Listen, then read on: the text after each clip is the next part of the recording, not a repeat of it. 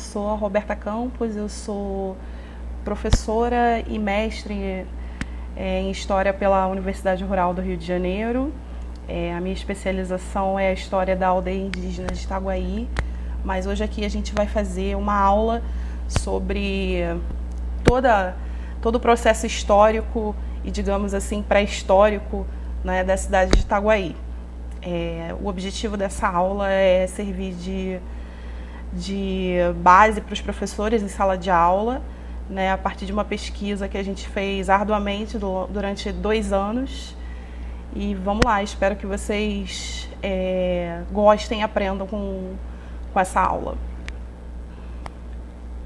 Bom, a gente fez uma opção, né, por começar, não necessariamente pelo processo histórico, né, pelos jesuítas, né, pelos colonizadores chegando ao território, mas a gente analisar toda a ocupação humana no território atual de Itaguaí, né. Então, essa aula está para além, né, do que a cidade de Itaguaí se constitui, né, embora ela vá explicar como a cidade de Itaguaí se constitui, mas a gente também vai falar do histórico de ocupação humana no território, né. Então, a gente está partindo aí para uns né, milhares de anos atrás, né. E aí a gente vai começar falando especificamente da situação da Baía de Septiba, né, porque a Baía de Septiba ela é um espaço de ocupação humana por excelência ao longo dos tempos, né, e aí a gente começa então falando dos povos sambaquianos ou sambaquieiros, né, que são os primeiros habitantes então, né, de Itaguaí, digamos assim.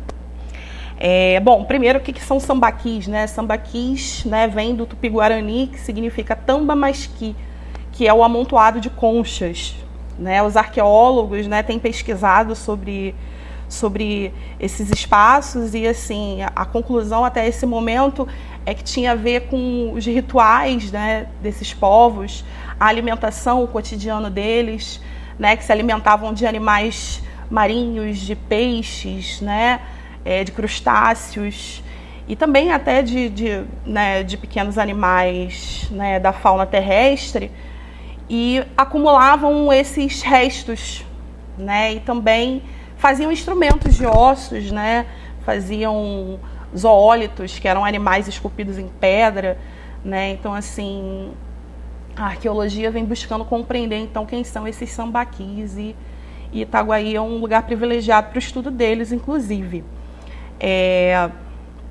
Há 4.500 anos antes do presente, né, os povos sambaquianos ocuparam toda a costa brasileira, em especial as baías, tá certo? E eles têm importância não só para a arqueologia, né, mas também para a paleontologia, né? Então, a partir do estudo do sambaqui, você também tem um trabalho de laboratório, né, para entender como que evoluíram as águas, como que evoluiu a fauna, a flora marinha e etc., né? E aí, bom, o que vai acontecer com a Baía de Septiba ao longo desses milhares de anos, né? A linha de costa, né, a altura do mar, ela vai se alterar, vai subir e vai descer, né, pela baía, né? Então, vai haver momento em que a água vai regredir e que a água vai subir, né? E aí, bom, a geologia, né, tem feito análises também sobre a Baía de Septiba, né? Projetos de professores aqui da Universidade Rural, né, do curso de Geologia, né, tem feito pesquisas também, né, e analisaram justamente esse posicionamento da linha de costa na Baía de Septiba se alterando, né, e hoje ele está recuado, né, o nível do mar está recuado ao que era 7.000 anos atrás. Né, houve processos de sedimentação dentro da Baía de Septiba que fizeram o mar regredir. Com isso, os sambaquis foram encontrados a 3,5 metros de altura. Né, então, né, e aí, assim, como que sabe, né, que houve essa regressão do mar, né? A partir de estudos cartográficos, né, comparando aos mapas atuais, né, as análises de drones, enfim, fotografias aéreas, né, é possível observar essa diferenciação. E aí, bom, no Instituto do Patrimônio Histórico Artístico Nacional, o IPHAN, né, há registro de dois sítios de sambaquis em Itaguaí, que é o Sambaqui da Estrada de Ferro e o Sambaqui de Santa Cruz. né, essas pesquisas promovidas pela Geologia da Universidade Rural na Baía de Sepetiba já é em outro território, né? Então, assim, a expectativa é de que a Baía de Sepetiba, né, fosse possivelmente toda ocupada por povos sambaquianos, né? E isso se confirma, inclusive, né, pelo estudo do Sambaqui da Guaratiba, né, que a gente tem aí a imagem, né?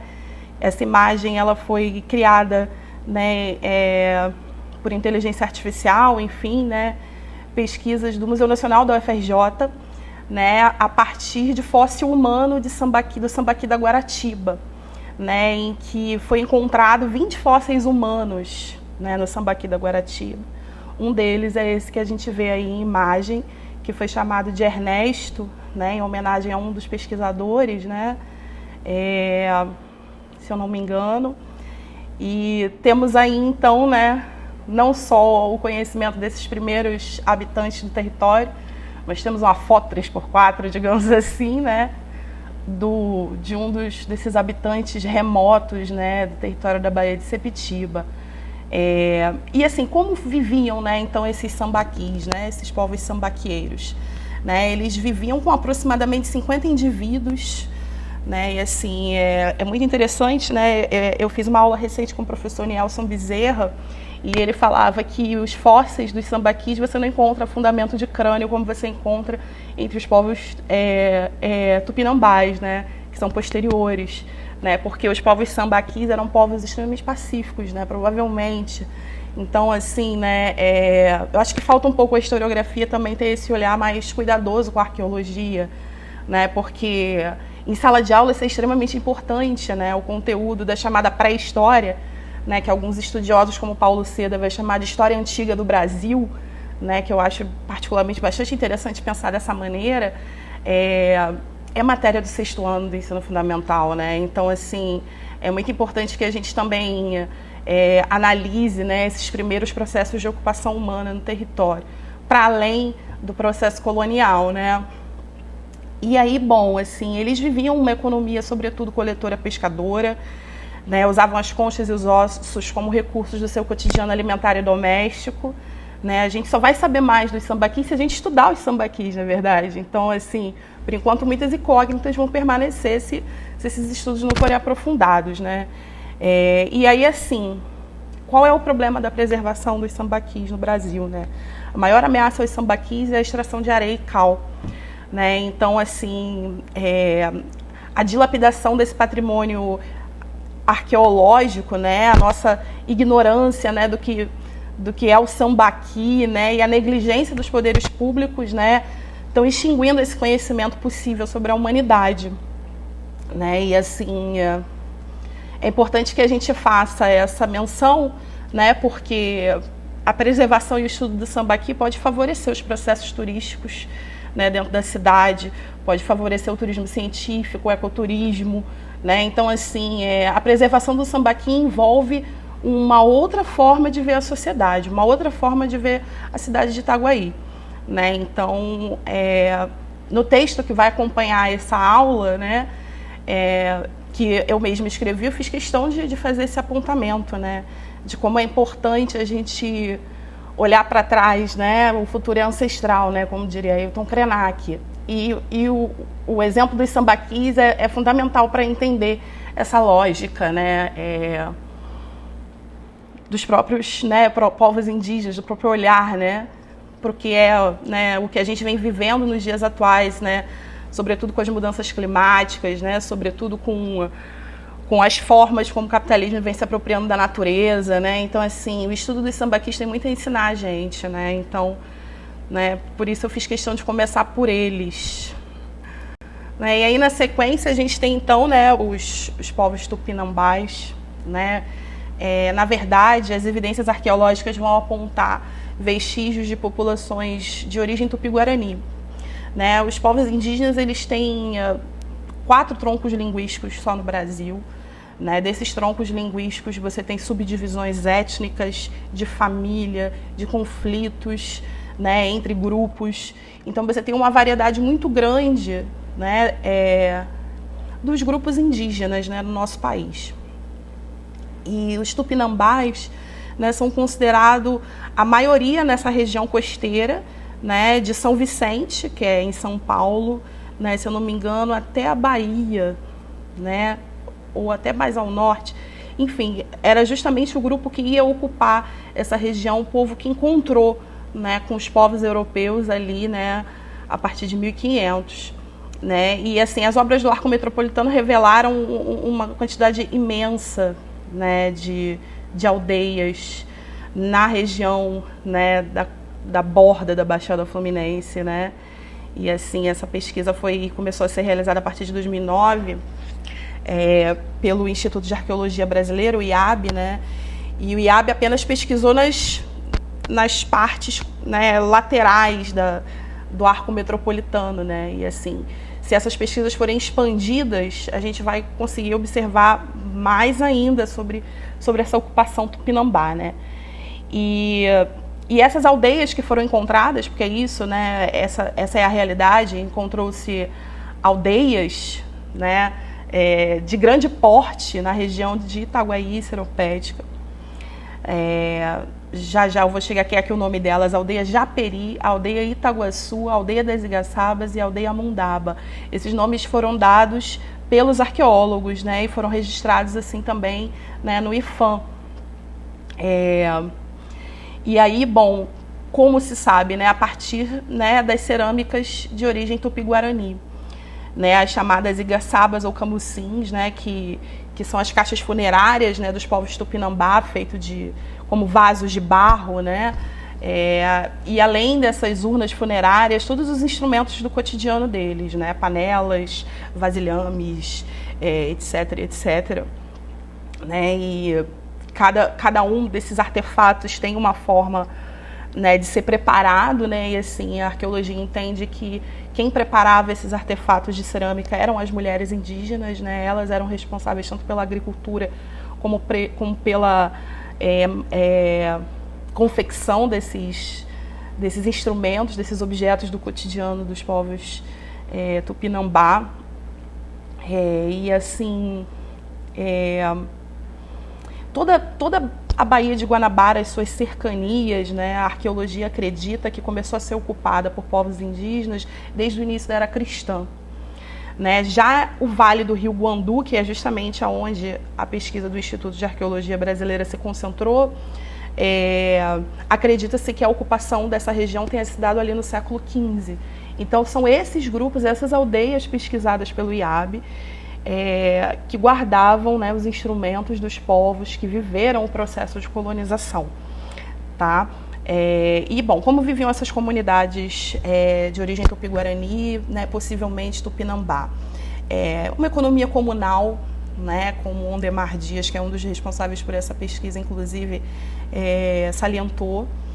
E como diz o Mário Maestre, né, um modo de produção doméstico, né, uma agricultura dita de subsistência, né, que na verdade não era de subsistência, né, era de abundância, né, de alimentos, enfim, né, com foco na produção de tubérculos, o aipim, a batata doce e do milho, né, que eles completavam com caça, pesca e coleta de frutos.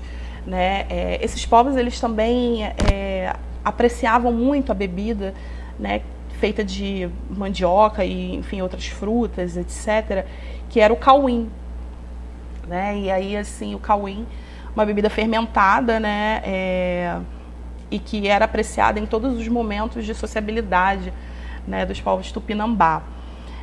Também preparado pelas mulheres, tá certo?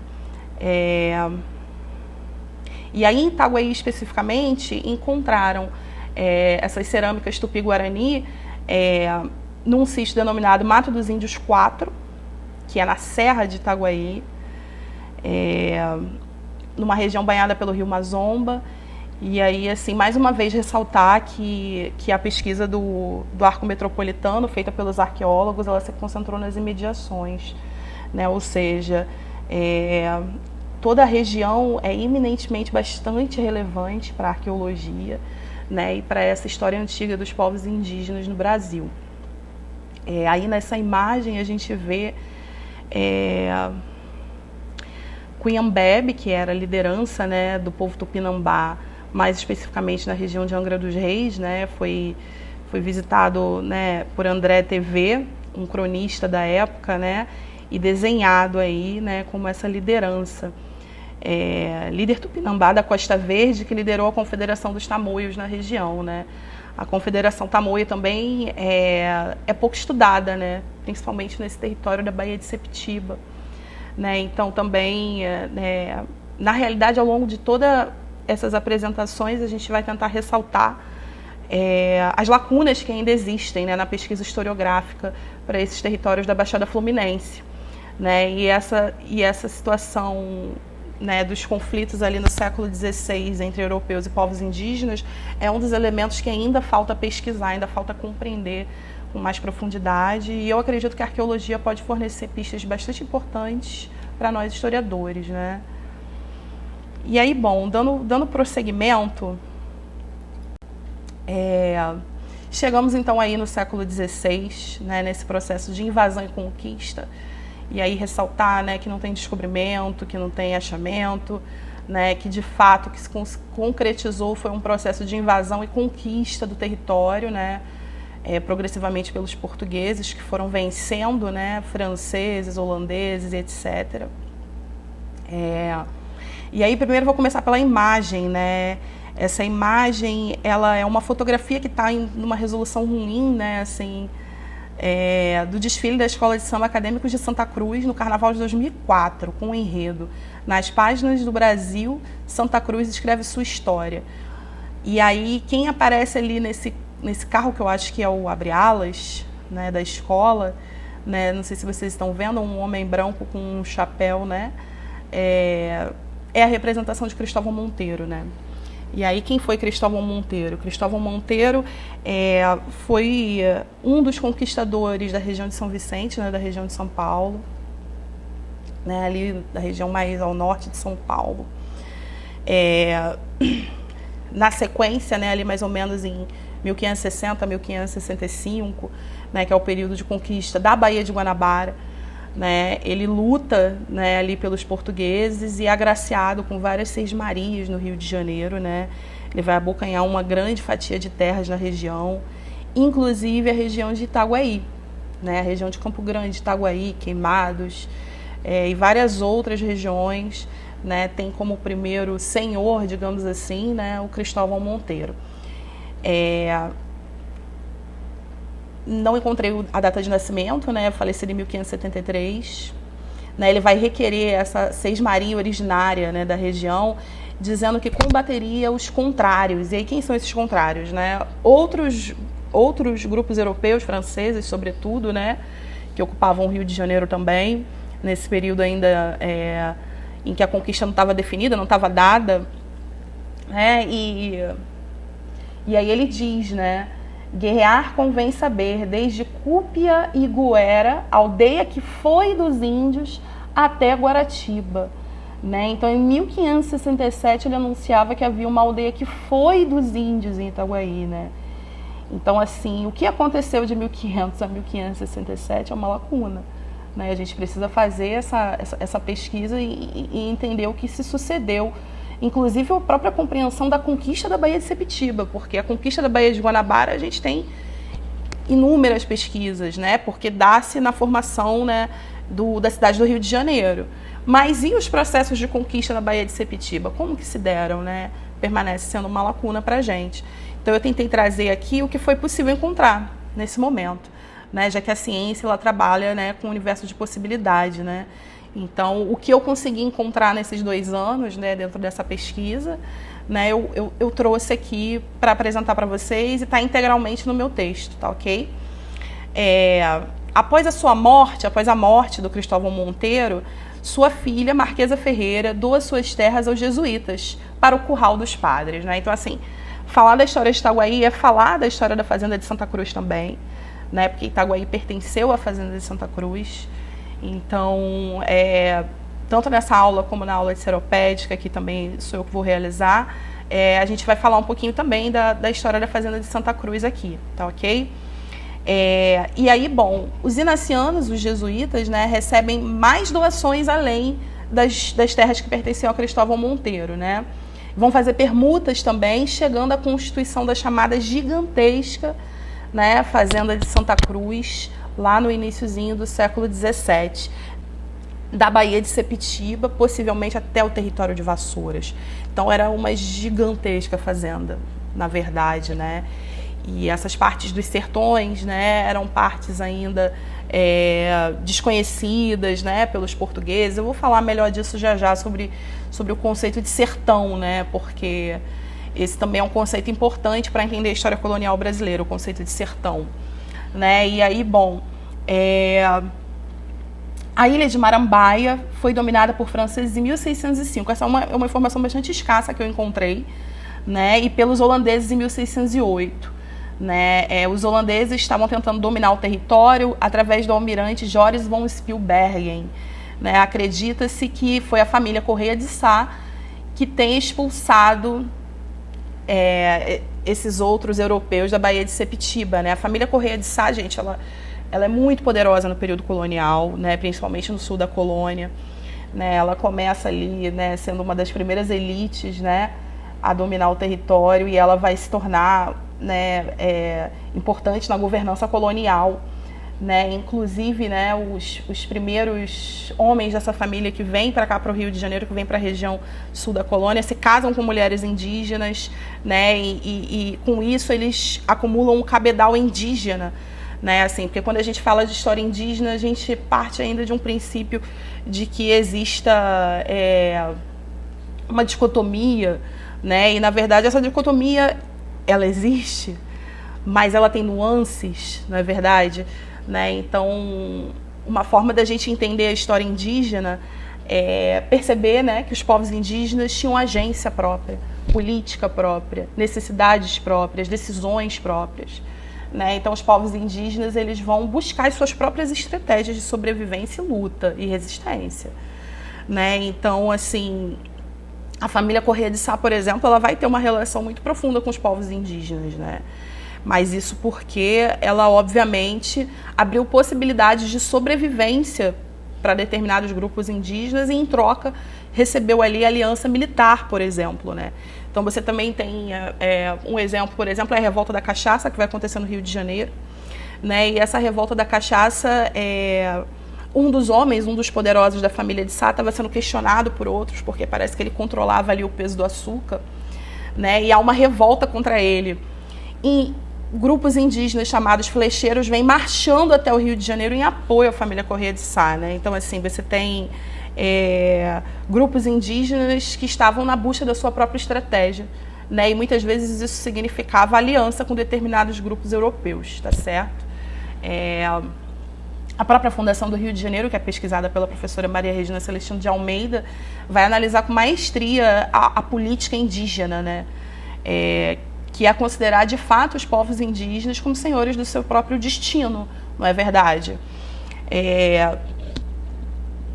E aí, bom, né? Os jesuítas, acredita-se liderados por José de Anchieta, fazem descimentos da Lagoa dos Patos, né, em Santa Catarina. O que eram os descimentos?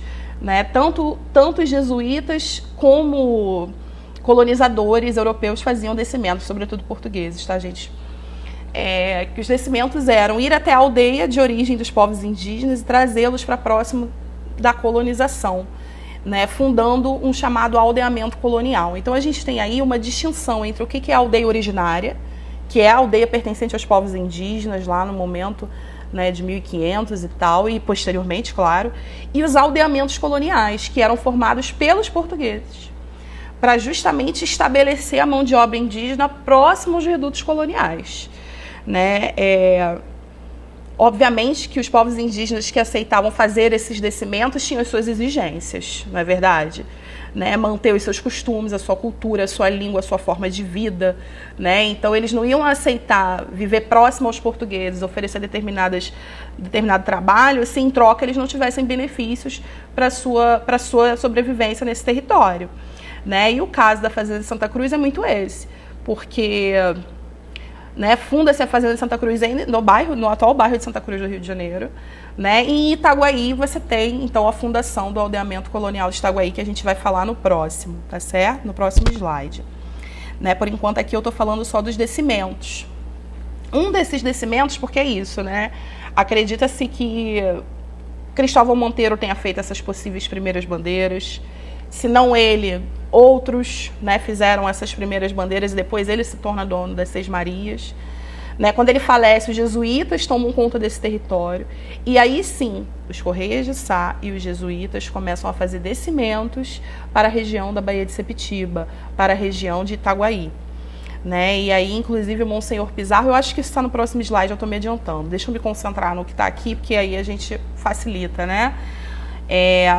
E aí essa região de Santa Catarina, chamada Lagoa dos Patos, né, era considerada um viveiro indígena, né? Ou seja, um local onde os bandeirantes iam, né, buscar os povos indígenas para fazer a escravização, né? Porque esse também é um assunto que muita gente não conhece, não tem aprofundamento, né, sobre a escravidão indígena no Brasil. Aí a principal referência historiográfica sobre isso é o professor João Monteiro, né, que tem o livro Negros da Terra. Né, ele vai analisar que o fenômeno da chamada escravidão indígena, né, ocorreu sobretudo em São Paulo. Né. Aqui no Rio de Janeiro a gente acredita que isso teve uma outra configuração, né, justamente pela predominância dos aldeamentos coloniais. Né? Então, enquanto São Paulo viveu um processo aberto de escravidão indígena, aqui no Rio de Janeiro isso talvez tenha sido contido pela atuação dos próprios aldeamentos coloniais. E aí, bom, um desses descimentos realizados pelos jesuítas foi a Lagoa dos Patos, em Santa Catarina. Então, eles trouxeram, né, acredita-se, aí, mais de 400 indígenas de origem carijó, né, da etnia carijó, para viverem aqui na região de Itaguaí, distribuíram por vários aldeamentos coloniais que foram fundados aqui no Rio de Janeiro. Né? Um em São Gonçalo, um em Niterói, outro em Mangaratiba. Né? Então havia aí né, o professor Ribamar Bessa Freire, né, ele acredita que esses aldeamentos coloniais foram instalados com interesse defensivo da região, né, para justamente combaterem franceses e outros grupos europeus inimigos. Tá certo? E aí, bem, por último, já falei da fotografia, né, que é esse desfile da Acadêmicos de Santa Cruz ali, com a figura do Cristóvão Monteiro, né, inclusive no bairro de Campo Grande a gente tem a Estrada do Monteiro, né, que é justamente, né, por conta do Cristóvão Monteiro, né, esse possível primeiro bandeirante, né, da região aqui. E aí, mais especificamente sobre o aldeamento de Itaguaí, né, porque ele vai ser fundado ali em torno de 1620, né, e só vai se tornar vila, a região de Itaguaí, em 1818. Né, então ele tem um longo período de alcance, né, e inclusive depois da formação da vila, né, os povos indígenas continuam vivendo na região de Itaguaí. Né, assim, os registros mais recentes, digamos assim, que a gente tem da presença desse grupamento indígena do aldeamento em Itaguaí é lá por volta da década de 1870, que também é uma pesquisa, né, de uma professora aqui da Universidade Rural, formada pela Universidade Rural, né, que é a Ana Cláudia, né, Ana Cláudia Ferreira Rodrigues, eu acredito, e aí ela tem uma pesquisa que vai analisar, né, a presença indígena mesmo após a extinção do aldeamento. Né? Então, assim, isso é muito interessante porque a gente vai ver que o aldeamento ele produziu memórias e se manteve, né, no território por muito tempo. Né? Então, assim, mesmo com a extinção do aldeamento em 1818, os grupos indígenas continuaram se classificando como indígenas aldeados. Né? Continuaram vendo a sua origem ligada a esse histórico aldeamento. Né? E aí, então, vamos lá a ele, né? Esses aldeamentos coloniais, como eu falei, né, são considerados... mas eram indígenas ou eram coloniais? Eram dos jesuítas? Eram dos portugueses? De quem eram esses aldeamentos coloniais? Né? A gente entende que eram espaços múltiplos, né, tanto da colonização quanto da resistência indígena. Era uma possibilidade de existência para os povos indígenas dentro da ordem colonial. Né, a partir da sua política indígena, da sua estratégia indígena. Nesse espaço aqui eu vou fugir do apresamento e da escravidão, então talvez seja melhor ficar nesse espaço. Né? Na realidade, os grupos indígenas eles vão ter diversas estratégias.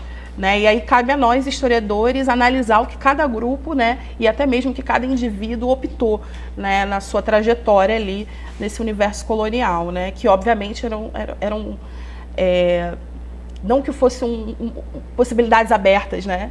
Na verdade, a gente sabe que foi um processo de violência, né? Um processo colonial. Então, que formas e que táticas esses povos utilizaram para esses processos de sobrevivência, né? Porque quando a gente fala simplesmente do genocídio indígena, a gente não considera os que sobreviveram e permaneceram construindo a sociedade brasileira. Então, assim, não é ignorar o genocídio, é entender que também houve resistência e que promoveu histórias, promoveu realidades. Não é à toa que os povos indígenas estão aí até hoje, não é verdade? E aí, bom, que trabalhos eles tinham que prestar, né, para a sociedade colonial? Como é que se dava essa relação? Né, eles tinham que prestar trabalho tanto no aldeamento, que hoje a gente entende que era um espaço muito mais de subsistência, né? Não necessariamente havia comercialização dos excedentes. Né? Eu acredito que na região de Itaguaí e Mangaratiba houvesse ali a comercialização de peixes, por exemplo, né, para as comunidades e tal, né?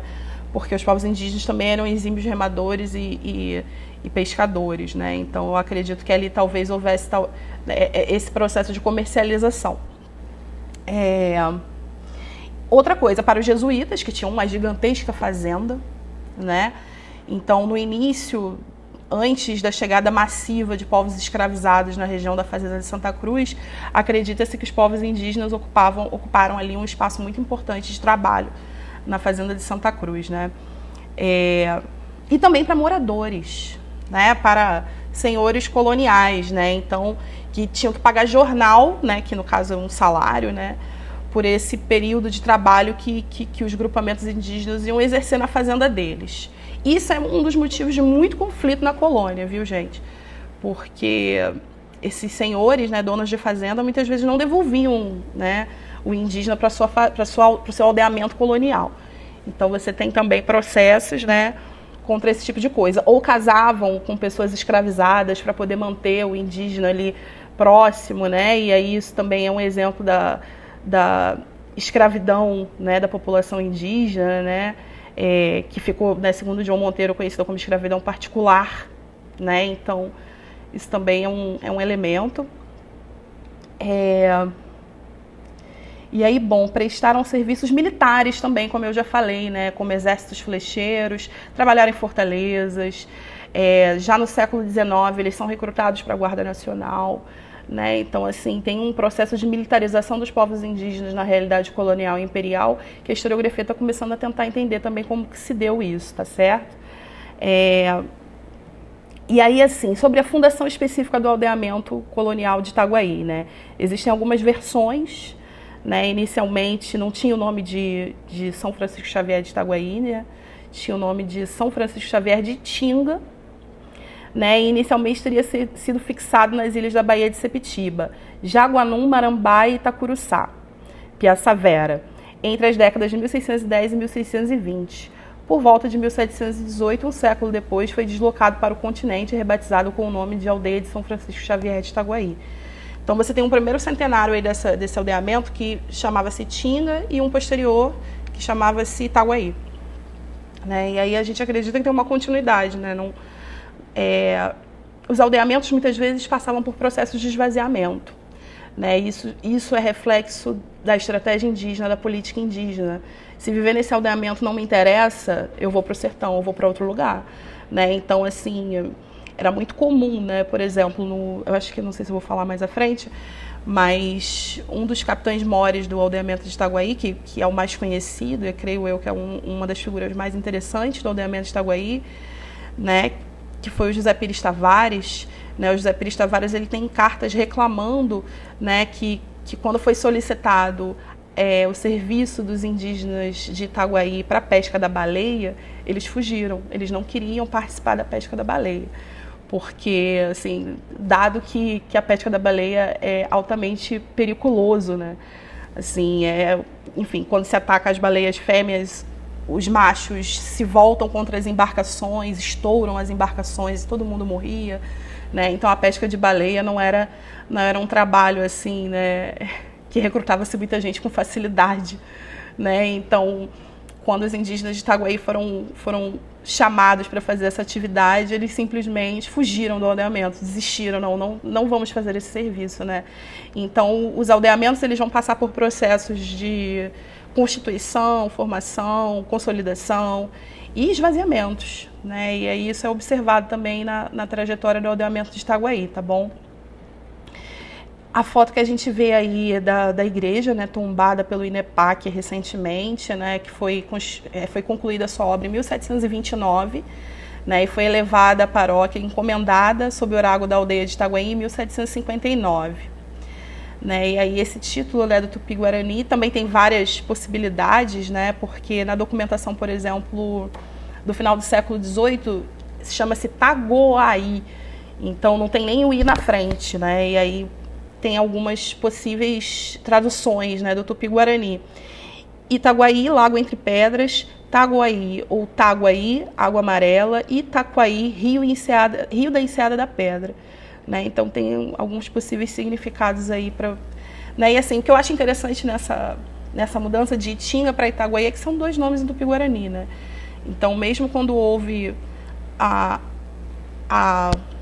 mudança da aldeia para mais perto da fazenda dos jesuítas, o nome indígena foi mantido, né? Então, assim, acredito eu que durante todo o período colonial, o aldeamento de Itaguaí foi, de fato, um espaço indígena, de política indígena, de interesses indígenas, né? Claro, suscetível a ameaças constantes, né?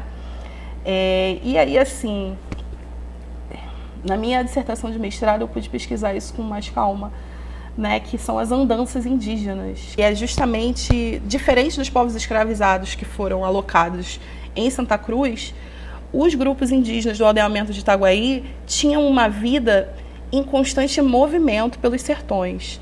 Então, assim, né, eles estavam sempre indo e vindo da aldeia, até pelas tarefas que eram designadas a eles, né? E isso vai se intensificar com o período do ouro, né, porque eles vão participar de todo o processo. Né? E aí eu coloquei aí alguns exemplos, né, dessas tarefas coloniais que eles exerciam: construção, limpeza e segurança de fortalezas, abertura, calçamento, construção de pontes e manutenção dos caminhos e estradas, abertura de valas e construção de diques, abastecimento, escoamento, guias, tocadores, auxiliares de tropeiros, carregadores, barqueiros, estafetas, que eram correios, peões, boiadeiros, agricultores, diligências contra desertores e extravio do ouro, capitães do mato, pesca, inclusive de baleias, remadores e marinheiros, flecheiros, soldados e membros da Guarda Nacional, artesãs e fiadeiras. Esse é um dos últimos empregos dos indígenas de Itaguaí que eu tive acesso, né, que no caso são das mulheres, né, que elas chegaram a ser artesãs e fiadeiras na fábrica Santo Agostinho.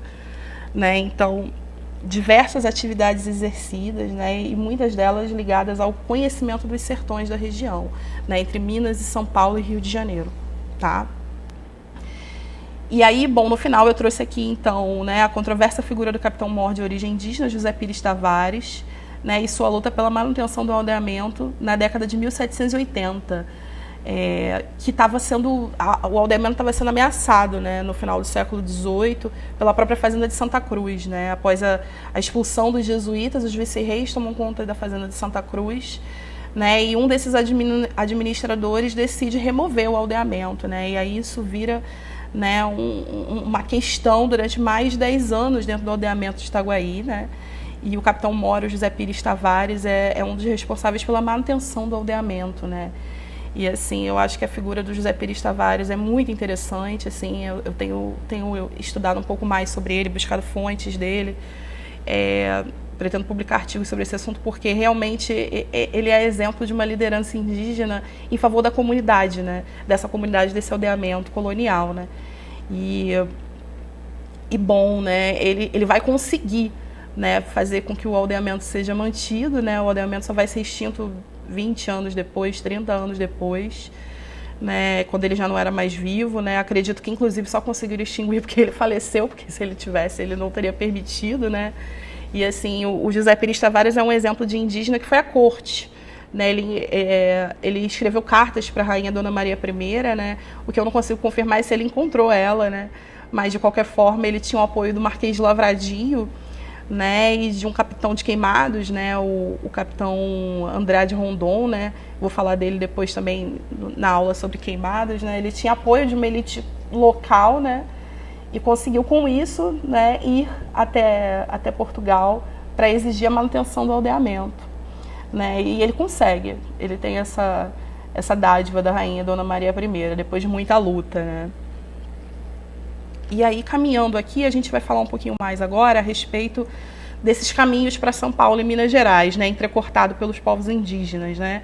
E aí eu trouxe aqui um mapa famosíssimo, né, da Estrada Real, né? E aí eu queria já ressaltar, assim, né, uma coisa que é bastante curiosa, né, que são dois caminhos, né, o caminho velho e o caminho novo, e no meio a gente tem um pequeno buraco, né? Que buraco é esse, né? A Fazenda de Santa Cruz. Então, os caminhos oficiais do ouro, né, eles passaram do lado da Fazenda de Santa Cruz, né? E, assim, acredita-se que, inclusive, por recusa dos próprios jesuítas, né, em permitir que esses caminhos do ouro passassem pelas suas terras, né? Enfim, vários conflitos, eu especifico isso melhor no texto que vai acompanhar, né? Mas, assim, Itaguaí tem importância nesses caminhos do ouro, mesmo estando ali no meio, mesmo os jesuítas proibindo inicialmente, né? Depois com a expulsão deles, né? Enfim, há uma estrada que vai cortar a região, que também pode ser considerada uma estrada do ouro, né? Uma estrada real, né? Eu vou falar um pouquinho disso. No caminho velho, a gente tinha uma passagem mista, por mar e por terra, né? E Itaguaí passava-se por mar, né? Então, não era diretamente em Itaguaí, né? E aí eu me pergunto, né, também, quem participava dessas embarcações, quem eram os trabalhadores dessas embarcações, né? Possivelmente grupos indígenas até, né? E aí tinha até chegar ao caminho dos Guaianá, né? Então, assim, você tinha esse caminho, vinha pelo caminho dos jesuítas, né? E aí, depois por mar, até, né, chegar na região de Paraty, né? E aí subir, né? Esse era o chamado caminho dos Guaianá. E o caminho novo, né, do lado direito aí da imagem, não sei como é que aparece por vocês, essa linha vermelha, né, o caminho novo de Garcia Paz, né, que foi aberto em 1707, né, que passava aí então pelo interior, né, da Baía de Guanabara, né. Esse caminho velho em que se passava pela Baía de Sepitiba, havia o risco, né, de pirataria, então por isso esse caminho ficou velho, né, por isso ele começou a ser inutilizado por conta dessas possíveis ataques corsários e de piratas. Então, aí começam a fazer pelo interior da Baía de Guanabara, né, o que vai facilitar evitar esses saques, né? E aí vejamos. E aí, além então do caminho novo e do caminho velho, a gente tem o caminho que passava por Itaguaí, passava por dentro da Fazenda de Santa Cruz, que alguns historiadores estão chamando de caminho de transição. Por que caminho de transição? Porque ele foi importante tanto para o processo da mineração, como depois para a instalação do Vale do Paraíba, do Vale do Café. Tá? Então, mesmo que não tenha sido um caminho tão utilizado no período do ouro, depois ele foi importante para a constituição das fazendas de café no Vale do Paraíba. Então, por isso, caminho de transição, que era o Caminho Novo da Piedade. Esse Caminho Novo da Piedade, gente, ele não foi construído em poucos anos, não. Ele foi construído durante muito tempo, entre 1725 e 1778, cortando toda a Fazenda de Santa Cruz até alcançar São João Marcos, abrindo caminho pelo sul fluminense e pelo oeste paulista, no Vale do Paraíba, região que seria explorada pela produção de café no século XIX. Também foi chamada de Estrada Geral para São Paulo ou Estrada da Independência, porque Dom Pedro I, acredita-se, passou por essa estrada no processo ali da independência, né, para conquistar apoio, né, das elites cafeiras ali do Vale do Paraíba, né, para concretizar ali o seu processo de independência, né. E aí, bom, houve uma morosidade para a abertura desse Caminho Novo da Piedade por diversos motivos, né, e aí eu trouxe sinteticamente alguns aqui, né, a oposição das elites das vilas de Paraty e Angra, né, que não queriam perder ali, né, esse pedacinho, né, que eles tinham em relação ao Caminho Velho, né. Disputas de poder entre os paulistas e a coroa, né, justamente pelo Caminho Velho também passar por São Paulo, tá? Preocupação das autoridades com os descaminhos do ouro. Os descaminhos do ouro é o nome que a gente dá, né, para os desvios, né, para o roubo do ouro, né, enfim. E a rejeição dos próprios jesuítas em que esse caminho fosse aberto no seu território, né? E aí, obviamente, com a expulsão dos jesuítas após Pombal, isso vai se concretizar. E aí também tem um elemento muito importante, né, sobre esse caminho, que é o impacto que vai causar também sobre as populações indígenas, né? A gente viu que, do ponto de vista de quem estava aldeado em Itaguaí, houve um processo de trabalho dessa comunidade, né, em relação aos caminhos do ouro, mas os povos indígenas que não estavam aldeados, que viviam no sertão, tiveram os primeiros impactos, né? Então é aí a expansão, né, dessas fronteiras coloniais, né? E aí que povos eram esses, né, que viviam na região de Vassouras, na região de Valença, né, na região de Resende, que eram os Puri, Coroado, Coropó, Goitacá e Paraíba, né? Muitos desses territórios, né, ali limítrofes ao próprio território da Fazenda de Santa Cruz, né? E viviam nesses sertões fluminenses, né? Viveram essa expansão da sociedade colonial.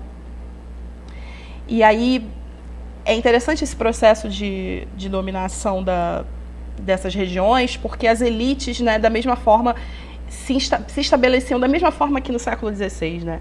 Elas se estabeleciam lá, forneciam um serviço para a coroa e pediam, né, em troca, né, as suas mercês, né, terras, enfim, cargos militares e de administração, né, e se deu de uma forma muito semelhante, né, mas aí já no século XVIII e XIX.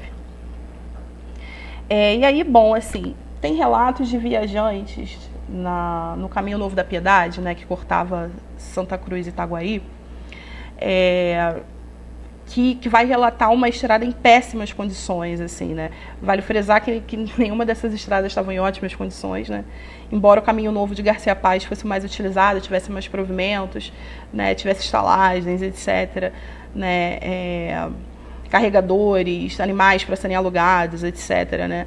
O Caminho Novo da Piedade não tinha todos esses benefícios, então vocês têm relato de alguns viajantes que passaram, né, pelo Caminho Novo da Piedade, que vão falar que era um verdadeiro atoleiro, né? Se eu não me engano, essa palavra é utilizada por Spix e Martius, certo? E aí também no texto original eu analiso um pouquinho a opinião de viajantes também sobre a região.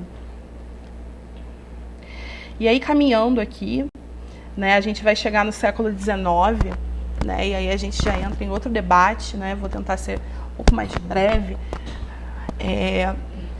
que tem a ver, né, com a ascensão e crise, né, da vila de Itaguaí, né, que é fundada em 1818, né, ali no final do século XIX, desculpa. No final do século XVIII, a gente já tem, né, um processo chamado de renascimento agrícola, né, por conta, né, do impacto da Revolução Haitiana, né, então o ouro já escasseava, então, né, o açúcar volta à tona, né, e as regiões ali da Baía de Sepetiba e da Baía da Ilha Grande se tornam grandes produtoras de aguardente nesse período, né, Angra dos Reis, Paraty, Mangaratiba, Itaguaí, né, vão se tornar grandes produtoras. E esse açúcar produzido, ele era trocado em África por escravizados, né? Então, o que vai acontecer progressivamente?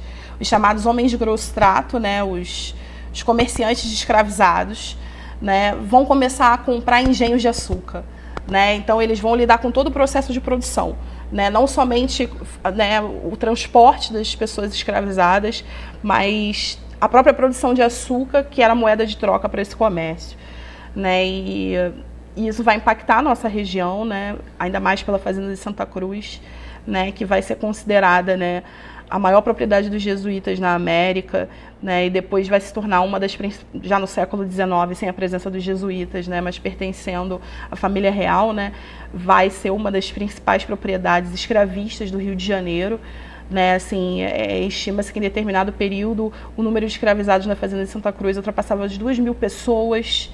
Então era muita gente vivendo, embora fosse um espaço, né, enorme, né? Eu vou poder falar um pouquinho disso, eu acredito. E aí, bom, a elevação à vila em 1818, ali no início do século XIX, né, a partir das terras comuns esbulhadas da aldeia indígena, sim, né, o aldeamento vai perder as suas terras comuns, né, que, enfim, pertencia a toda a comunidade. E, assim, eu acredito que essa era uma forma intencional do Estado de extinguir as comunidades indígenas de antigo contato, como era Itaguaí. Né? É claro que isso é uma intenção de Estado, isso não é uma realidade social, não é verdade? Né? enfim, mesmo o governo de Dom João VI querendo extinguir esse aldeamento, por conta, já estão civilizados, já estão misturados, a gente vai ver lá em 1870 a permanência, a declaração como índio aldeado, né, dessa comunidade, né? Então, essa coisa da aculturação, né, ela é muito mais uma intenção de civilização de um Estado, né, do que algo que de fato acontece com as populações indígenas, não é verdade? Né? Perder um pouco essa noção de essência, né, de que enfim, eles estão parados no tempo, né? Os povos indígenas estão em constantes transformações e sem deixar de ser indígenas trocentas vezes, não é verdade? E aí, bom, vejamos.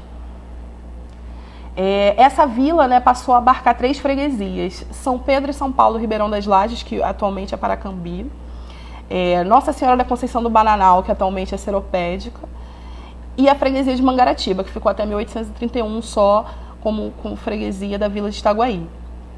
E aí as terras da própria vila eram as terras do aldeamento, tá certo? E o que foi feito com essas comunidades? Separaram, né?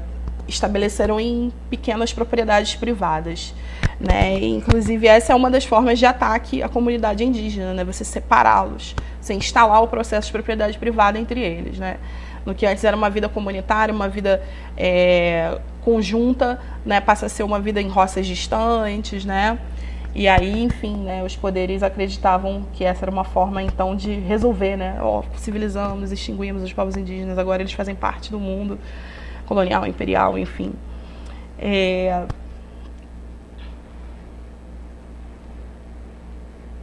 Sim. A elite que se constituiu em Itaguaí apoiou Dom Pedro mesmo antes da independência e, ao longo do século XIX, compuseram um grupo conservador ou Saquarema. Né, a gente tem um livrinho laranja sobre a história de Itaguaí, que é um livro muito bom, escrito pelo historiador Gustavo Moreira, que ele vai analisar justamente, assim, com maestria esse processo do século XIX, né? A minha principal bibliografia sobre essa parte é o livro dele, né? E ele vai mostrar justamente esses conflitos entre as elites de Itaguaí, né? Mas eu acho que para a sala de aula, enfim, para o que a gente se propôs aqui nessa pesquisa, né, cabe a gente entender que a maior parte dessa elite foi Saquarema, foi conservadora durante todo o Império, né? Inclusive, na década de 1870, um desses homens da elite colonial de Itaguaí, da família Cardoso, que é uma família que se torna extremamente poderosa, eu vou falar dela aqui, né? Ela chega a controlar todo o porto de Itaguaí. Ele vai ser um dos detratantes da lei do ventre livre. Então, assim, era uma elite conservadora baseada, então, né, a sua fortuna, os seus bens, todo na escravidão. E aí, bem, a importância do porto da vila de Itaguaí na primeira metade do século XIX, escoando a produção local e o café do Vale do Paraíba, que desciam através de mulas e burros até o porto. Certo? E aí o que eu achei interessante, né, é que nesse período, né, na década de 1850, começava a funcionar a Companhia Itaguaiense de Navegação, que com 2 vapores transportava passageiros de Itaguaí ao Rio de Janeiro. Mas esse é o período áureo, né, da vila de Itaguaí no século XIX. Né? Você tinha uma companhia de navegação que transportava passageiros e produtos, né, com 2 vapores ao dia. Então, assim, né, havia ali um processo mesmo, né, de desaguar o café pelo porto, né, e isso gerou ali uma ascensão, né, para essa elite local. Um outro elemento sobre o século XIX é a questão do tráfico negreiro. Né, essas pesquisas elas são mais recentes e aí elas têm apontado que Coroa Grande, por exemplo, Maromba eram praias de desembarque do tráfico negreiro, né, a partir de 1851 com a Lei Eusébio de Queiroz, né, que vai proibir o tráfico. Né, e aí, bom, continua sendo realizado, obviamente, né, por baixo dos panos, né, e a região de Itaguaí era uma região de entrada, porque dali, né, os grupos escravizados eram levados até o Vale do Paraíba, né, e essa pesquisa foi realizada a partir do Voyages, né, que foi uma pesquisa realizada a respeito de tumbeiros de navios negreiros, né, então, assim, a partir dessa documentação desses navios, né. Itaguaí mesmo, gente, não tinha o forte da sua produção no café. Né? A gente vai observar que a policultura, por exemplo, era mais praticada na região. né? O café, obviamente, era produzido, mas não sozinho, como vultuoso no Vale do Paraíba, né? E aí tem um elemento importante, só para a gente concluir essa parte, e que isso, assim, creio eu, aparece em todas as aulas aqui, né, sobre a Baixada, que é a perda da mão de obra escravizada na segunda metade do século XIX. Por quê? Porque o Vale do Paraíba se torna a região mais dinâmica. Então, os grupos que aqui viviam eram vendidos para o Vale do Paraíba, né? Então, aqui você vai ter, por isso, a policultura também, inclusive, né? Tanto pelo terreno, que não era tão benéfico para a produção de café como o do Vale do Paraíba, como por essa situação, né? de uma produção que se expande, que se acumula, enquanto as ao redor, né, perdem a sua importância, porque, né, essa que está acumulando está crescendo, está se desenvolvendo, né? Então, existe uma saída da população negra, né, nessa segunda metade do século XIX para o Vale do Paraíba, né, o que, mais uma vez, não significa a ausência de pessoas negras, né, em Itaguaí, na Baixada, né? Vou falar disso, acho que um pouco melhor à frente. Essa fotografia, né, na verdade, a gente tem uma comemoração dos 200 anos de Itaguaí, que tem diversas fotografias, e uma delas é essa. Eu, particularmente, gosto muito dessa fotografia, que é o Engenho do Facão, que tem duas crianças negras brincando ali na frente. Eu não sei se vocês conseguem ver, tem também um balanço, né, e o próprio prédio, né, do Engenho do Facão, ou Engenho de Itaguaí, que, enfim, acho que no início do século XIX, final do século XVIII, era um dos engenhos mais modernos, né? Vai haver interesse, né, que essa região seja saneada, né, que esses alagadiços sejam, né, que os rios sejam limpos, drenados, haja ali um saneamento, né, para justamente poder propiciar novamente a agricultura no território. Né? E aí isso já começa lá na Primeira República, com esses governos que eu mencionei, né? O Quintino Bocaiúva e o Nilo Peçanha. Né? E aí, no caso de Itaguaí, esse saneamento dos rios vai demorar um pouco. Né? Só vai chegar no governo Vargas. Nesse período, há a instalação da linha férrea. Né? Então, assim, enquanto Nova Iguaçu, por exemplo, já estava produzindo laranja, já estava passando por processos de saneamento, aqui não. Em Itaguaí, isso ainda vai demorar um bocadinho mais, tá bom? Não acontece no início do século. E aí, bom, esse ramal, né, do trem que é instalado aqui em 1911, né, percorria Itaguaí, Itacuruçá, Mangaratiba e Angra dos Reis. E aí o interessante sobre essa linha é que ela nunca foi eletrificada, né, circulando com locomotivas a vapor ou a diesel. E aí, bom, tinha o apelido de Macaquinho, né, e aí eu encontrei várias versões, assim, orais, né, para esse nome que levava, né. E aí, dentre essas versões, por exemplo, que passava por bananais e você podia colher a banana de dentro do trem. Ou então, macaquinhos entravam dentro do trem. Né? Então, tem algumas versões orais, assim, para esse título do trem de Itaguaí, né? O macaquinho. Inclusive, tem uma indicação de audiovisual no texto original que está acompanhando essas aulas, tá? Que pode ser utilizado em sala de aula. Os trens de Itaguaí pararam de circular em 1989. Atualmente, os trilhos são utilizados para o transporte de minério de ferro pela empresa MRS Logística. E a antiga estação abriga a Casa de Cultura de Itaguaí e a Biblioteca Municipal Machado de Assis, que, inclusive, né, foi o primeiro local que a gente visitou para fazer essa pesquisa, né, a Biblioteca Municipal Machado de Assis, lá em Itaguaí, para justamente colher a bibliografia para fazer esse presente estudo. Né. E aí, bom, já a situação de saneamento, né, vai surgir com o serviço de profilaxia rural, né, que foi encampado pelo famoso Belisário Pena, né, que era da equipe do Oswaldo Cruz, né, com o apoio financeiro da Fundação Rockefeller. Né, então, eles vão começar a fazer as primeiras vacinações no território lá a partir de 1918. Né, e essa imagem, inclusive, é da coleção do Belisário Pena, né, que é uma farmácia aqui em Itaguaí. E, assim, eu queria ressaltar a figura desse farmacêutico, né, que parece ser um homem indígena, mestiço, né, e bem interessante aí na frente dos produtos farmacêuticos, né, da farmácia com PH. Essa foto é de 1918, se eu não me engano, tá? E aí, para finalizar, né, a gente vai ter então esse saneamento da bacia do Rio Guandu e da chamada Baixada de Sepitiba, né, como a região de Itaguaí era chamada, né, pelo Departamento Nacional de Obras e Saneamento, que isso aí já vai acontecer no governo Vargas. Né, no governo Vargas você vai ter ali uma elite de engenheiros, né, que vão promover esse saneamento da Baixada. E aí os relatos deles também são riquíssimos, né, principalmente para a gente avaliar a presença do pensamento eugenista, né, junto a esses engenheiros, né, mas não somente, né, eu também, por exemplo, captei no jornal O Globo, né, lá na década de 1910, 1920, esse pensamento eugenista sendo disseminado, né, sobre as populações aqui do nosso território.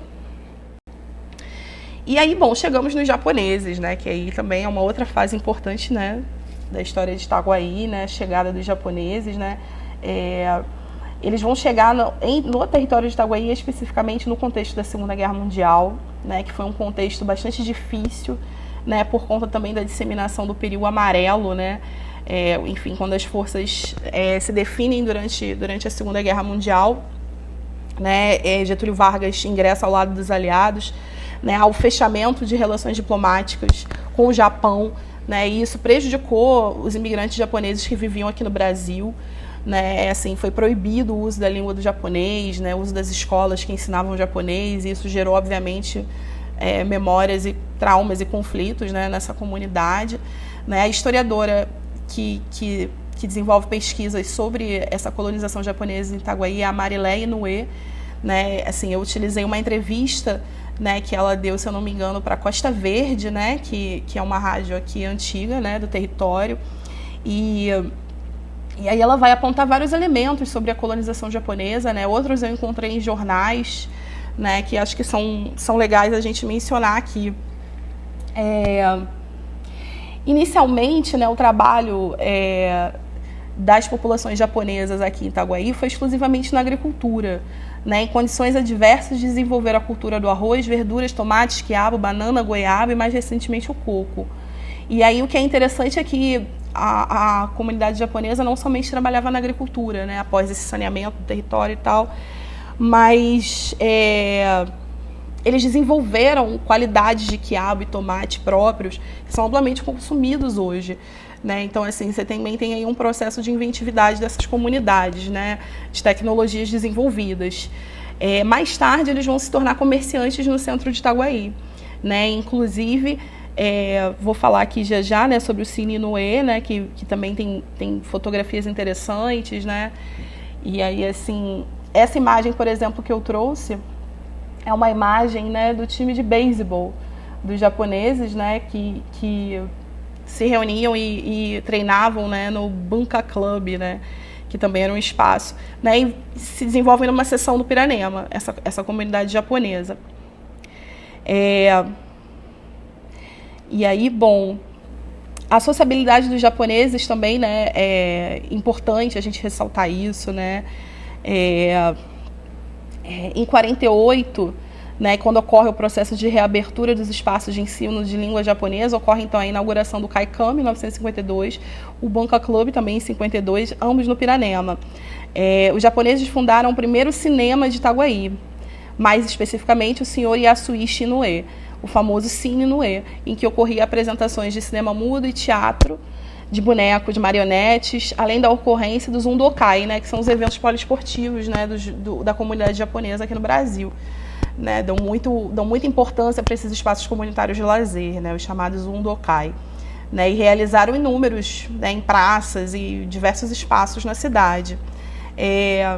E aí, bom, já na década de 50, a gente vai ver, né, relatos de precariedade dessas comunidades no trabalho agrícola, né, de falta de insumos e instrumentos, né, do gado dos vizinhos, né, enfim, destruíam as cercas e destruíam a plantação dos japoneses, né, e aí também a gente registrou o alinhamento de um grupamento, né, dos japoneses no Comitê JJ, né, em favor, né, da legalidade lá na década de 50, né, fundaram o Movimento Nacional Popular Trabalhista, né, então os japoneses também se organizaram na conquista de direitos também.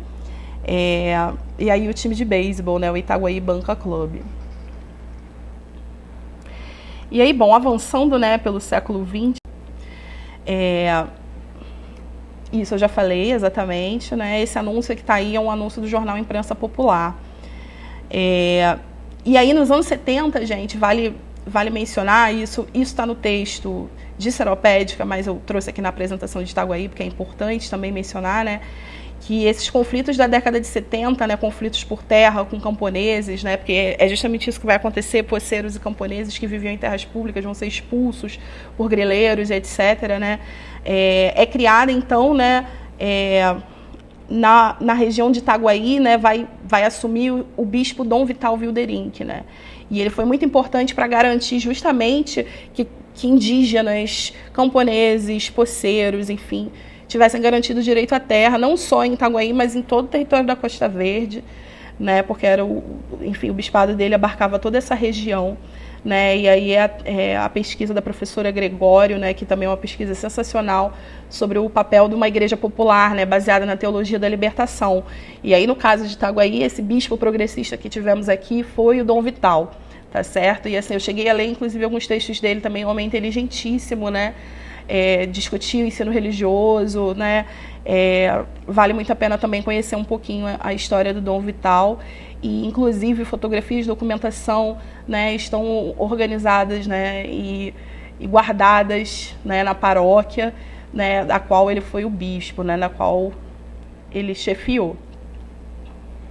E aí, avançando, então, chegamos no contexto da ditadura militar.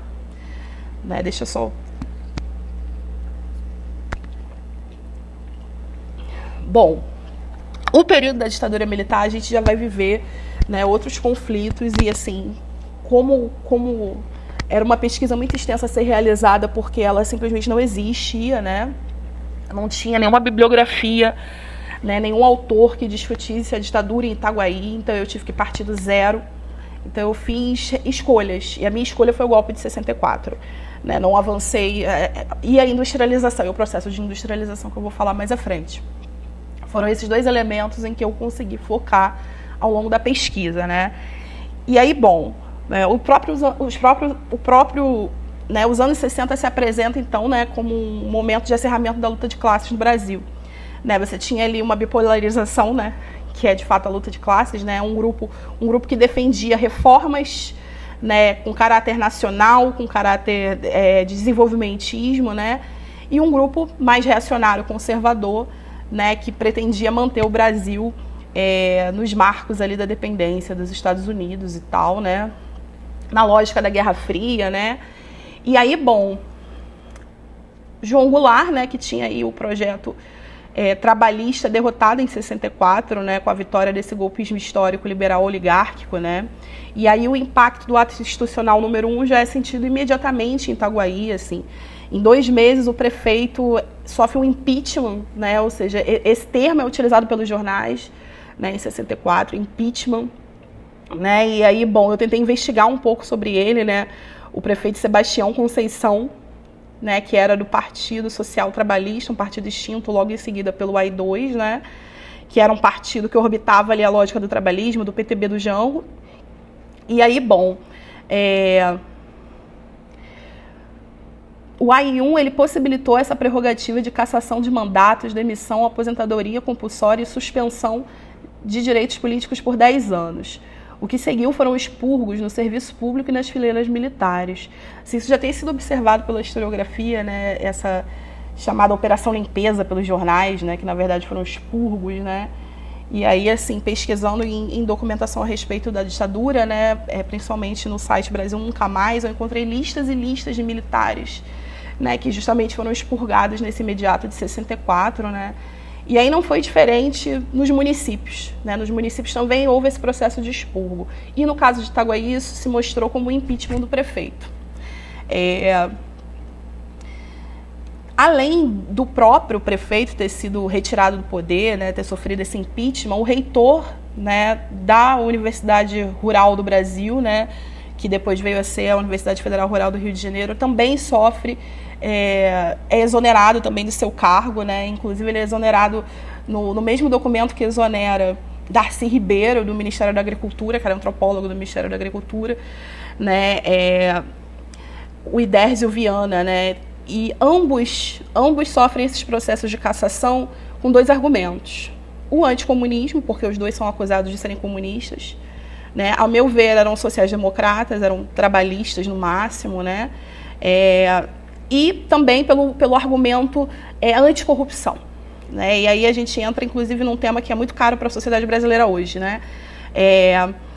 O discurso anticorrupção, né, ele pode se mostrar extremamente oportunista, né? Porque a mídia ela já atua com um veredito, né? Ela não respeita os processos criminais, né? De, olha, isso vai ser avaliado, vai ser analisado, vai ser, né? A manchete de jornal já é o próprio veredito, né? E isso aconteceu, né? Com os dois, né? Lá em 64, né? Com Idésio e com Sebastião, né? Então, os jornais atuaram efetivamente em apoio à ditadura militar. Isso já é pesquisado, já é estudado pela historiografia também, né? Como os jornais atiçaram, né? Enfim, e se colocaram justamente contra, né, esses grupos que queriam a permanência do Jango, queriam as reformas de base, né, e tudo mais. E aí, inclusive, o historiador Rodrigo Pato Samota vai chamar isso de um inimigo duplo. O anticomunismo e a anticorrupção, né, como esses argumentos para depreciar os opositores desse regime que estava se instalando, né. E aí um outro elemento também que é muito interessante, que é o conceito de contra-insurgência, né, a doutrina de contra-insurgência ou contra-revolucionária, né, que assim, a gente sabe que o anticomunismo ele tem um caráter macartista, né, que vem dos Estados Unidos, mas não somente, né, tem também a contribuição da França, né, com a contra-insurgência, né, nas guerras da Argélia e do Vietnã foram aplicadas essas táticas e acredita-se que os militares brasileiros tenham adotado elas no Brasil também, né, que foi o seguinte: sistema de informação, tortura, execuções, tortura como arma de guerra, terrorismo de Estado, emboscadas e execuções, mas também a busca do consenso. E aí essa coisa do consenso é interessante, né? Porque a gente vai observar na região de Itaguaí Seropédica as chamadas ações cívico-sociais, né? Que eram atuações dos próprios militares nas comunidades para práticas assistencialistas, né? Diversas práticas, né? Então era uma forma de colocar as Forças Armadas em contato direto com a população civil, né, para justamente ganhar a simpatia dessas comunidades, né? E aí o que é interessante é que essa atuação dos militares invisibilizava a própria atuação do poder público, né? Ou seja, a saúde e a educação que deveriam ser garantidas pelas prefeituras não eram garantidas, né? Enquanto isso, né, os militares serviam vacinações, né? E diversas, eu até coloquei aqui alguns exemplos: obras de infraestrutura, vacinações, atendimento odontológico, palestras, recreação, exibição de filmes, né? E aí, assim, no texto eu vou trabalhar com duas fontes que são bem interessantes, que uma é de 67 e uma é de 68. A de 68 é um vídeo da Agência Nacional sobre Itaguaí, que mostra as comemorações dos 150 anos da cidade. Essa foto é uma delas, né? Que é um carro, né, da Rainha Elizabeth ali. Por quê? Porque ela mandou fundos, né, para cobrir despesas com enchentes que tinham ocorrido na cidade. Enchentes, né? E aí, bom, assim, saneamento básico continuava um problema, enchentes ocorriam, né, lá em 67, 68, né? E, enfim, a Rainha Elizabeth mandou donativos aqui para recuperar, enfim, como caridade do território, né? E aí essa foto ela é extraída justamente desse vídeo da Agência Nacional, que vai falar dessa grande festa dos 150 anos de Itaguaí, né? Então, né, se eu não me engano, vem o governador, né, o prefeito, eu acho que era o Wilson Pedro, e aí, bom, eles fazem uma grande festividade, né? Partem bolo para a comunidade toda, fazem churrasco, fazem festa, fazem desfile. Então, assim, aquela comemoração, aquela propaganda do regime da ditadura, né? De que Itaguaí, né, era uma cidade que crescia, né? Não só mais pela agricultura, que vinha crescendo. Sendo que a fonte de 67 que eu trabalho é uma fonte que vai falar sobre a desnutrição de 90% da população de Itaguaí, né? Pelo sistema de tuberculose, né? Eles vão fazer, enfim, atendimentos para combater tuberculose na cidade de Itaguaí, e há a matéria de jornal informando que 90% da população estava subalimentada, né? E aí, um ano depois, toda essa grande propaganda do território, né? Então, assim, uma grande contradição, né? E é isso, pelo estudo de fontes públicas, né? Pelo estudo do que está aí disponível. E a situação, né, de desenvolvimento da ditadura no território de Itaguaí, ela dá continuidade com a questão da industrialização, né, que eu chamei de Revolução Industrial de Itaguaí, né?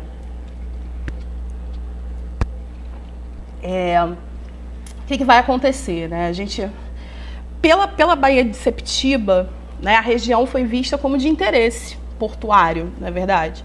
Já tinha, né, sido de interesse portuário lá no século XIX, né? Muito marcada pela escravidão, né? E agora no século XX novamente, só que dessa vez marcada por desastres ambientais seríssimos na Baía de Sepetiba, né? A gente vai ter o exemplo aí da Ingá, né? Que, enfim, a empresa provocou um dos maiores desastres ambientais do século XX. Então, assim, aí chegamos na parte escandalosa do texto, né? Que tem absolutamente tudo a ver com a história do tempo presente, né? E aí, bom, essa Revolução Industrial de Itaguaí e suas consequências socioambientais na Baía de Sepetiba. Todas as indústrias de base mineral, indústrias de transformação e o Hub Port, né, que é um grande porto concentrador, né, de cargas, né, para exportação das commodities minerais, né, ou seja, minério de ferro, no caso da Ingá, o zinco, né, e aí, bom, a Companhia Mercantil Industrial Ingá, ela se instala em 62, né, e ela fica até 98, quando ela entra em falência, né, e foi ela justamente a responsável por um dos maiores crimes ambientais do século XX no Brasil, fabricante de zinco de alta pureza com o despejo de 10 milhões de toneladas de metais pesados e resíduos altamente tóxicos na Baía de Sepetiba, que podem gerar doenças agudas e crônicas pelos efeitos bioacumulativos, né, pelo peixe que a gente come, né, e assim esses metais vão se acumulando no nosso organismo, né. E aí, bom, essa empresa, ela poluía de diferentes formas, né, assim, de duas formas. Uma era o despejo inadequado desses resíduos tóxicos advindos do zinco, né. Outra era quando havia torrenciais chuvas e o dique vazava, né. Inclusive um episódio conhecido como Maré Vermelha, eu não vou me lembrar agora exatamente o ano, mas também está no texto original, né. Então, esses crimes praticados pela Ingá, né, foi obviamente condenada, né, se teve, né, enfim, os presidentes, enfim, as pessoas foram condenadas, não sei a continuidade disso até os dias de hoje, mas a Vale, ela compra, né, esses passivos ambientais para justamente recuperar, enfim, né, não há uma despoluição da Baía de Sepetiba, né, o que acontece é que esses resíduos, eles estão no fundo da Baía de Sepetiba, né, e aí a gente tem um problema ambiental muito sério, né, porque Itaguaí está a 200 quilômetros do pré-sal, né, e o porto é visto justamente como um lugar eminente para a produção disso. Porém, o excesso de navios circulando remobiliza esses tóxicos, né, esses minérios tóxicos que estão no fundo da Baía de Sepetiba. Né, essa situação da Baía, ela também é pública, né, desde os anos 90 os movimentos sociais vêm denunciando esses processos, né, de destruição da Baía, né, os ambientalistas falam em lixeira industrial, né, e aí eu vou explicar por quê, né, porque não é só a Ingá, né, a Ingá chega em 62 e outras coisas vão surgindo também no território, tanto em Santa Cruz como em Itaguaí, né. Na década de 70 eu encontrei um jornal, né, de lideranças políticas do território falando em ABC Fluminense, né, que seria Itaguaí, Santa Cruz e Campo Grande, né. Esse projeto não vingou, porque, enfim, o milagre econômico da ditadura já estava em declínio, né? Então, por exemplo, o território que hoje é da Ternium, antiga CSA, né, seria um território da CSN2, né? Então já havia um projeto de siderurgia, né, e de exportar esses minérios, né, pela região da Baía de Sepetiba, enfim, né, pelo território ali de Santa Cruz, Campo Grande e Itaguaí, né? E aí, bom, em 71, em Santa Cruz instala-se a Cosígua, né, que é a Companhia Siderúrgica da Guanabara, né? Foi a primeira estatal siderúrgica a ser privatizada no Brasil, no próprio ano de inauguração dela, né? Ela foi privatizada imediatamente, né? Assim, foi instalada com fundos, enfim, pelo poder público e logo em seguida foi privatizada, né? Em seguida, a Nuclebras Equipamentos Pesados, a Nuclep, né, que ela foi criada para poder produzir os maquinários das usinas nucleares no Brasil, né? Apenas Angra 1 foi concluída, né, e a Nuclep acabou ficando, né, ao longo do tempo, aí, com o fim da ditadura, ficou ociosa, né? Hoje a Nuclep está trabalhando, né, na produção do submarino com energia nuclear, né? Mas, enfim, se a gente for observar, é todo um projeto, né, de industrialização do território com vistas ao desenvolvimento do porto também, né? Que antes chamava Porto de Sepetiba e depois se tornou Porto de Itaguaí. acompanhado de consequências ambientais extremas pelo desmatamento de zonas de manguezais. Aí a gente também tem essa outra questão ambiental importante de ser observada, né? A destruição, né, dos manguezais para abertura do porto, etc., né, pode provocar diversos problemas na nossa cidade, né, como justamente enchentes, enfim. E os manguezais, eles têm um papel importante, né, para evitar justamente enchentes e diversas outras situações, e que com a sua retirada e destruição, né, isso vai gerar problemas ambientais, né, tão logo. E aí, bom, em 2010, o que deveria ser a CSN, mas não foi, né, instalam-se então a CSA, que depois fica, né, TKCSA, e hoje em dia Ternium, né, em Santa Cruz. Mas também vai afetar, obviamente, o território de Itaguaí, né, sobretudo pelo Alto Forno, né, que, enfim, o aumento de poluição na cidade do Rio de Janeiro aumentou drasticamente a partir do funcionamento dessa indústria, né. E aí, bom, implementada pela Vale, pela alemã ThyssenKrupp Steel, com investimentos do BNDES e isenções fiscais, operou de 2010 a 2016 sem licença ambiental. Outro escândalo, né? Em 2017, foi vendida para a Ítalo-Argentina Technip Ternium, alto índice de poluição atmosférica, aumentando em 76% a emissão de dióxido de carbono na cidade do Rio de Janeiro. Além da fuligem chamada chuva de prata, né, que vai afetar diretamente a reta João 23. Então, assim, essas empresas todas são obrigadas a fazerem investimento em projetos no território, né? E aí, assim, é óbvio que isso não é suficiente, né, gente? A gente está num processo de privatização de um espaço comum, né? E aí, bom, os movimentos sociais denunciam desde então, né? E sofreram perseguições, né? Sofreram diversas situações, né? Então, assim, é fundamental que a gente possa refletir isso em sala de aula, né? Assim, eu já participei de feira do meio ambiente em escola, que a gente só falava de reciclagem, né? Não que a reciclagem não seja um elemento importante para a gente trabalhar com os nossos alunos, mas a gente vive num território que está sendo rifado para diversas empresas. Então, como que a gente elabora isso em sala de aula? Na aula de ciências, na aula de história, né? Então, essa parte histórica de Itaguaí, dos processos industriais do nosso território e a destruição progressiva da Baía de Sepetiba tem que ser problematizada em sala de aula no contexto de Itaguaí, né? Assim, todos os projetos relacionados a meio ambiente na nossa cidade são muito incipientes para o desafio que a gente tem, né? Então, assim, é um tema essencial para ser trabalhado em sala de aula, né? Não dá mais para a gente continuar achando que falar de meio ambiente é falar só de reciclagem, né? A gente precisa, de fato, problematizar todos esses elementos, né? Porque as turmas fazem visitações ao porto, o empreendimento, né? Geração de emprego, tudo isso existe, tudo isso é possível, embora ainda até bastante incipiente, né?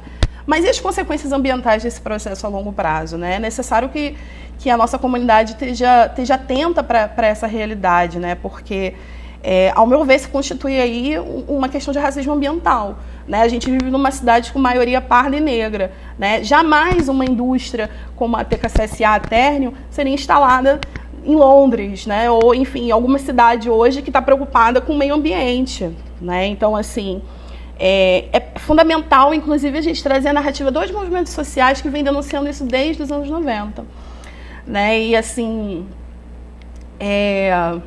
zona de sacrifício do capital, lixeira industrial, né? Tudo isso foi... E aí o último grande investimento do nosso território foi o Arco Metropolitano, né? Que é justamente ligar o Porto de Itaguaí ao Comperj, né? E fazer toda essa distribuição, né, dos produtos para vir até o porto, né? Então, assim, é importante a gente problematizar esse avanço industrial e portuário na cidade, né? Analisar essas questões ambientais, porque a gente tem muita luta pela frente, né? Do ponto de vista ambiental também, né?